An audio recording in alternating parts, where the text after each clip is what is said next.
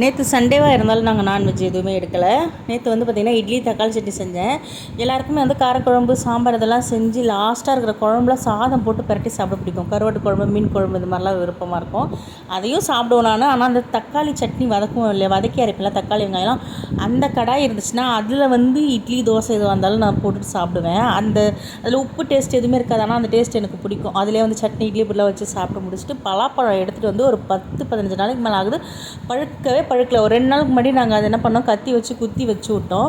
வாசனை வந்துச்சுன்னா வெட்டலான்னு. வாசனை அதுக்கேற்ற மாதிரி வந்துச்சு. நாங்கள் குத்தி விட்ட இடம் வரைக்கும் அப்படியே ஒரு மாதிரி அழுகிடுச்சு.